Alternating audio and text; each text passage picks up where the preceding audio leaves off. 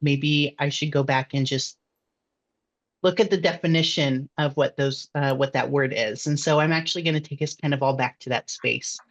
But today's presentation is called Out of the Margins and Back into the Community. So part of this is I'm going to set up some context around a conversation that discusses marginalization kind of as a whole and how it intersects with homelessness. And then I'm going to have a conversation with Terro. Terro is going to help us kind of understand from the perspective of someone with lived experience of homelessness, how this kind of interplays in real life. And so again, the talk is with Terro and I. Really excited to have Terro talk in a little bit. What is marginalization? So when we go back and think about the definition, I looked up a lot of different definitions, and this is kind of something that I put together by looking at multiple sources. But marginalization as a definition is the treatment of a person, group, or concept as insignificant or peripheral by isolating and or disempowering them. Marginalization is the result of discrimination. And so I can't really think of a more visceral example of marginalization than people experiencing homelessness, where you see, literally people are being, forced to live their lives, their daily lives out in public view, on the streets, in riverbeds, in different encampments, under bridges, that type of thing. And so when we think about marginalization as the result of discrimination, where does discrimination and homelessness intersect? And there are a couple of things that, came up that I think is important to discuss. The first being when we think about, what has contributed to homelessness, and we're looking at kind of racial disparities.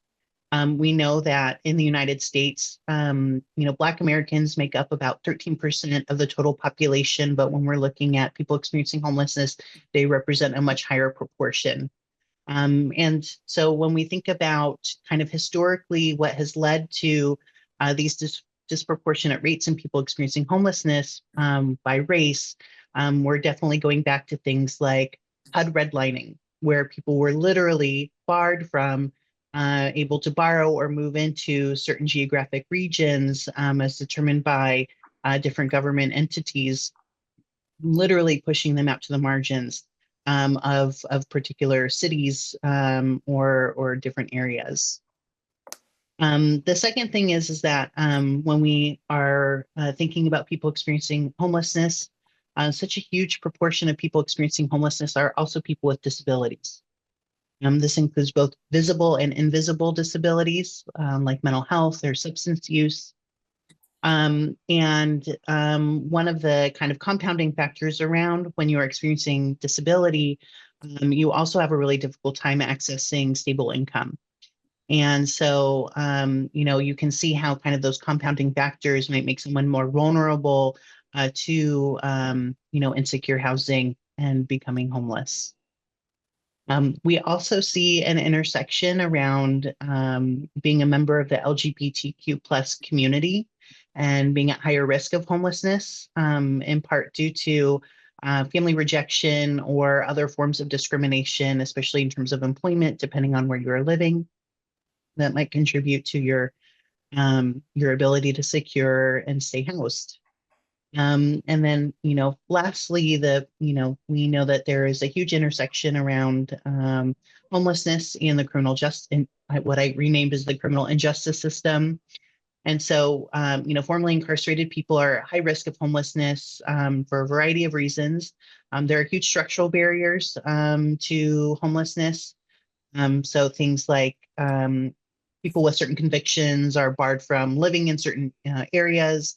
And those things are codified into law. And, if you are kind of in this arena around housing people experiencing homelessness, we know just how little resources there are generally to house people, let alone folks who have kind of these other intersecting issues. So there's so little housing, especially for people who are leaving the criminal justice system with certain types of convictions. And so, um, I think that, the next thing that comes to mind is, well, really, what's at stake here? So when we're talking about people who are living outdoors, what is the effect that has on them? Why are we investing all of this time and resources in terms of trying to connect and engage folks who are living outdoors and try to get them inside? And um, I think one of the first things that I think about is, the average life expectancy of someone experiencing chronic homelessness is typically 20 to 30 years shorter than someone in the general population. And so when we, think about, well, what is the cost of people living outdoors? And it is literally lives. So people are dying in the streets, and living on the streets is increasing, mortality, literally. Um, and so there are also some other compounding effects when we look, especially at the intersection of homelessness and health in this way, where the lack of affordable housing resources also increases our reliance on certain safety net systems, like especially going to the emergency department.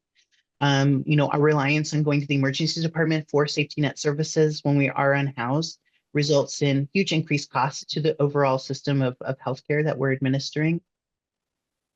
Those costs could be also redistributed, particularly when we think about reinvesting in upstream solutions like increasing these as affordable housing. Um, Homelessness is incredibly traumatic, and also makes us more vulnerable to other health problems, particularly mental health and substance use. There's also the part where, using substances could also be a coping mechanism to survive the trauma, to get to the next phase, in terms of whatever your goals might be, or it is in parts to stay up and for your protection. So there's a kind of a really, I think, complex like interrelationship and interplay around substance use and homelessness. We also know that homelessness really severely disrupts access to employment and into education. So adults experiencing homelessness face significantly higher unemployment rates of up to 50 to 90% more than what is experienced on the national average. We can all imagine how difficult it would be to get up and go to work if you did not have a place to sleep, shower, get your lunch ready and go. And so you can see how, there are all of these kind of compounding effects when you're experiencing homelessness, when you think about the intersection of both the resources or lack thereof that you might have to live your everyday life, with kind of these other factors going into it. Um, and so, I do want to kind of recognize that, one, I'm probably not sharing a lot of things new to most of you who are attending this presentation. And I also know that we have a really diverse group of people who are in attendance today. Um, I did want to kind of offer some kind of potential ways to, look at kind of this issue, and also offer up some solutions, especially for those of us who are housed, for ways in which where we, might be able to help change maybe some of the narratives or perspectives that could contribute to, a different dialogue around people experiencing homelessness that could kind of open up minds, or ideas to new and potential solutions. One of the ways in which where I like to kind of begin that conversation is by applying a disability justice framework to the experience of homelessness. And so what that looks like is, this is kind of um, a framework for looking at it, but individual assimilation into an existing discriminatory system or culture is not necessarily the goal. So it's not necessarily the goal to make people experiencing homelessness have to kind of jump through all the hoops to prove that they can do all of the, things that other people as part of dominant culture can do. Instead, it's the primary responsibility to adapt our environments or our communities, our cities, et cetera, to better meet the needs of people experiencing homelessness. And that burden is placed on those of us who already possess the power to shift policies and shape culture. And so that burden to shape policy, to shape culture, to bring people in out from the margins, is a really important, concept in terms of thinking about ways in which where we can, kind of uh, bridge this gap. And so, there are things that we can all do to help with challenging what I'm referring to as anti-homelessness. And there's going to be a handout that's going to follow this presentation for all of those who attended, with some ways in which where, everyone here can leave with some strategies for, if you're out in the community or at work or, you're at a family event. This topic, may or may not be likely to come up, but if it does, you might be able to kind of, hear some perspectives exchange, but also to offer new ways of thinking about some of these issues to help with eliminating the stigma around homelessness. So I'm going to switch over, hopefully, the handout. You think you have everything prepped. I Wait a have it second. on our website. If you want, I can drop the link in the chat. I probably have it downloaded. Okay, 1 second. I'm going to unshare.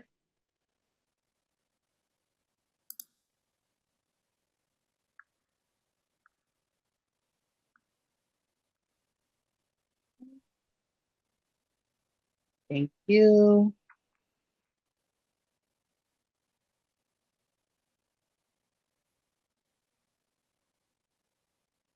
Okay.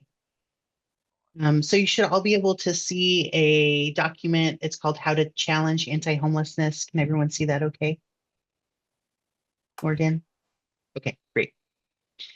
And so here are 5 different strategies for ways in which where we can challenge anti-homelessness. The first one is that there are a lot of attitudes that are kind of implicit in the ways we might think or talk about homelessness, and there are some things in which where we can do to kind of change some of that. So, just in conversation, you might hear anti-homelessness kind of phrasing or language could sound something like homeless people want and need my help. So I should intervene if I think someone is struggling to do something on their own. So there are some implicit messages that might be made by that. So, this isn't to say that, we shouldn't do what we can to help, but we should also let people with that lived experience lead the way, because otherwise we might be implying that, maybe people experiencing homelessness are helpless or in need of saving, which is, kind of a pretty, singular way of looking at it. So we like to kind of counteract that with the perspective that people experiencing homelessness are the best authority when it comes to their own support and their needs. It's best to start by asking someone, what you can do to support them. There's also a part where we can challenge myths with facts and stories. So, there could be kind of language, pretty stigmatizing language around people experiencing homelessness, where someone might say people experiencing homelessness are just lazy, and that's why they end up on the streets. But there are so many different systems issues, kind of like shared before in the presentation when we look at the intersection of homelessness and discrimination, that where that totally transcend individual behaviors. And so we know that people who are experiencing homelessness are working really hard to try to make ends meet. A lot of people who are working low income jobs are also experiencing housing insecurity or homelessness, especially in really high cost of living areas like the Bay Area. In terms of some other kind of ways to change narratives around homelessness. So this was kind of an extension of what I was saying earlier. But when we think about some of the systems issues that then lead into, high rates of people experiencing homelessness, we can talk about the, evictions or job loss, issues around domestic violence, mental health issues, loss of intergenerational assets or wealth, and gentrification. Those are all kind of intersecting issues that lead someone to become homeless. That's no fault of the individual, right? We're born into these situations. We're born into our bodies. We don't have choice over those. There are also really successful interventions, particularly when we look at housing first models. One of the great things about housing first models is that this is also a recognition that even if we do have certain challenges, especially around behavioral health, it doesn't preclude us from being successful when we are housed. Typically, when we are housed, it gives us time and capacity to start working on some of those other things, especially when it comes to our own health. And of course, lastly, is to really work on humanizing people with lived experience of homelessness. And so part of that work is something that we're doing today, and is the perfect transition over to the next part of the presentation. So I'm going to go ahead and pull up some questions, but next we have Terro. Hey, Terro, Hey, you everybody. on? I think we can, I'm gonna Great. add a spotlight for both of you. Hey, everybody. Can you hear me? Yeah, we can hear you. Good. So I have some questions that was prepared. For Terro. Terro is with SOS, like we heard earlier, and has his own story to share to help with kind of illustrating some of the points that was made in the presentation. And so, Terro, my first question is, just tell us how you got here to SOS. Thank you. The chart you showed is a pretty fair description of how you end up in a homeless situation. My situation resulted from birth. I was born into a generational poverty situation where my family was struggling, and I was a burden. I felt like I was a burden. That's what I will come to later. I felt like I was a burden, so I put it upon myself to try to make my situation better. And then mixed in, I was a new kid growing up in LA. I was getting it from everywhere. I turned into an angry young man. And what ended up happening is that the system didn't really catch me at that point. It caught me when I got in trouble, though. It caught me when I got in trouble. When I got in trouble, it sent me to prison. And when I call rerouting is a nice way of how I landed here. I call it rerouting because it took me a while to figure out a nice way to say how I landed here. I came on faith for a fresh start. I knew that if I continued the road I was taking, I was going to end up in the same ends that I was running into. So I asked for a fresh start. I got sponsored by a church. What happens when you go through certain transitional periods is that everything doesn't line up. It doesn't line up, and there were times when I had to sleep outside. I had to stand in lines that I didn't understand and were confusing. But the kindness of people to extend their hand and guide me through these processes are why I say I'm rerouted here, because those were the processes that I had to go through to become a Bay Area native now, and I landed at SOS Richmond as a result of hard work, being dedicated, being disciplined, all of the things that people that aren't associated with someone who might be experiencing homelessness. That's why I was definitely excited about sharing some of that. So, well, we're in the Bay Area. We're really lucky to have you, Terro, and all of the great work that you're doing with SOS. Thank you. You touched on this a little bit, but thinking back, what were some of the types of programs, or who were some of the main people who helped to give you hope and motivation to keep moving forward? First, I got to start off by giving the faith-based community all praise to the Most High. When I was at my lowest, I felt like God didn't give up on me, and He sent messengers my way to tell me don't give up on myself. And that was there are too many to name, and they came from all different fields, not just from the faith-based, from the hospital fields, from the care coordinators, from the housing people who stopped and just asked me how was I doing. Those were the people. So I say my faith was my first, and if I would, if I had to give anybody, I would say that all the messengers came with a message of change how you look at your situation.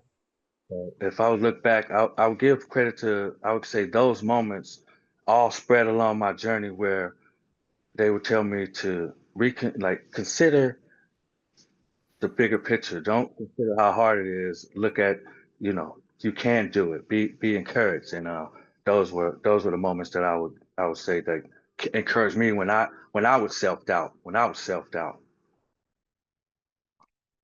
It's beautiful. I'm so glad that you seem to get those messages at the right moments.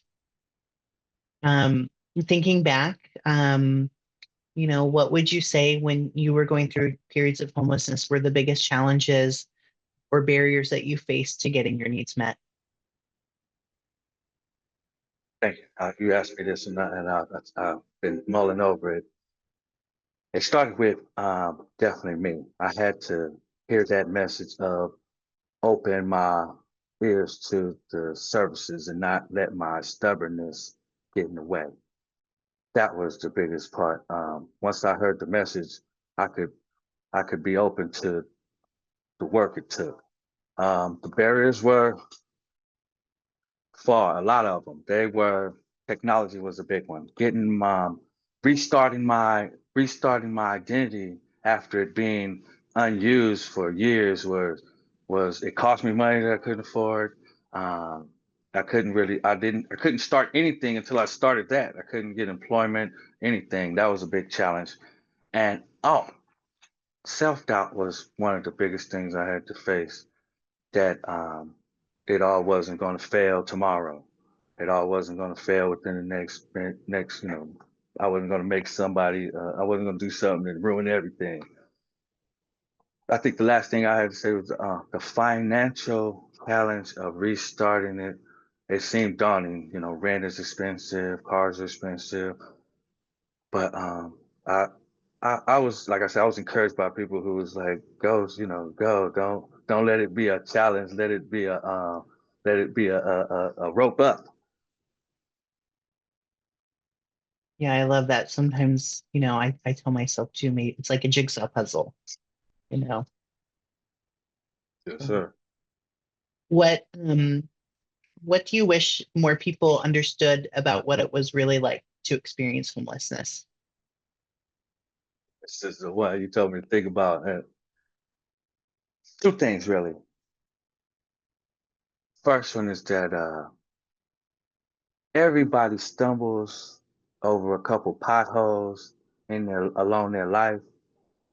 Uh, you can end up falling for a number of reasons, and um, if I fail, when I failed, I felt like I had failed in life. And what I really wish someone had made the connection with me and told me, like, you didn't fail at life, you just failed at this part.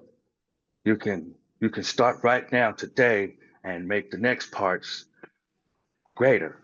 And so I wallowed in my own self-doubt for a long time, and until those connections were established with me, and that was one of the challenges, and that's what I'm trying to help out with, the connections. And uh, I'm learning how to be more financially um, literate. The financial literacy in 2025 is a challenge I'm gonna say for anybody, but for somebody who goes from being experiencing homelessness into the working class, into trying to get established again and trying to even prosper. Those are challenges that I faced, and I asked a lot of questions. And I didn't want to seem like I was taking up a lot of people's time. So I should say they answered a lot of my questions, and I'm still learning. I'm still learning. Those were the challenges. Transportation is, I would say, the Bay Area has a good um, transportation thing. So my employment wasn't the big deal. I don't want to say what was good. I guess we'll talk about that later. But financial literacy was the big deal, and technology was the hurdles.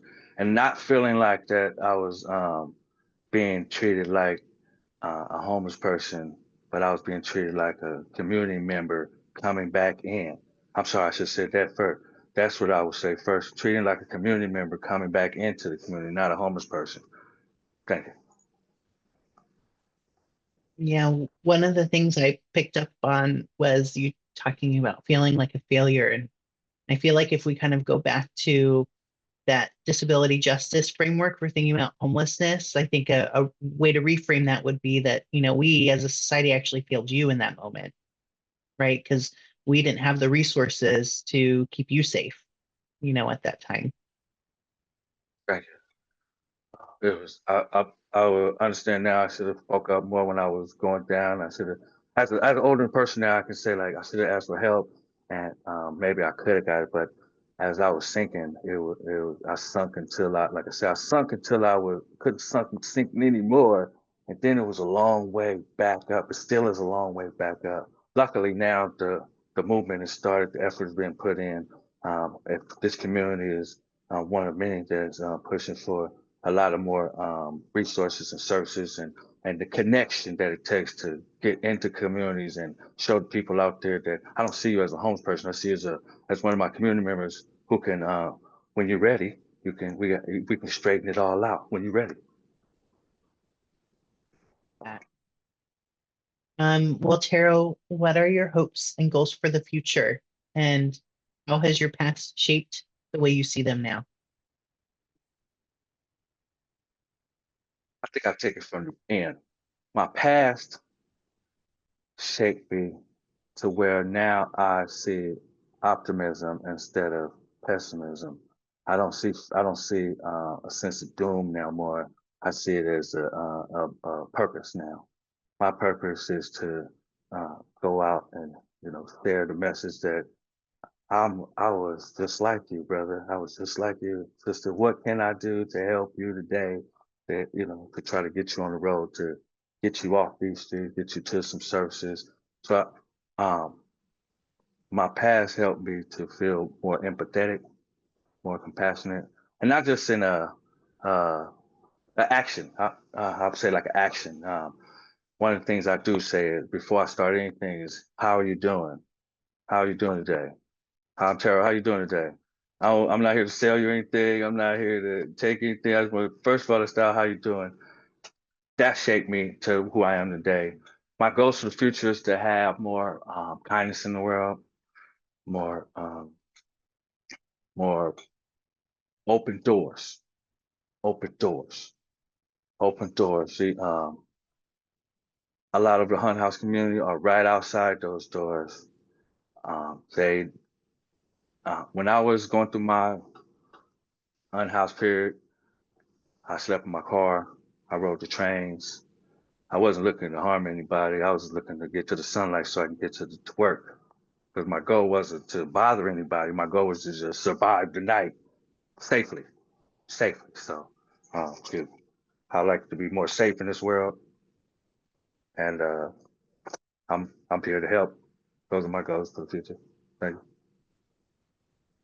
you. Terro, I think it's safe to say on behalf of everyone here, thank you so much for sharing a part of you with us and for sharing your story. So yeah, we really appreciate you. Really happy to see, where you're at with SOS, and you're doing amazing work, man. Thank you. Thank you. Oh, thank you, Ryan. Thank you, Terro. That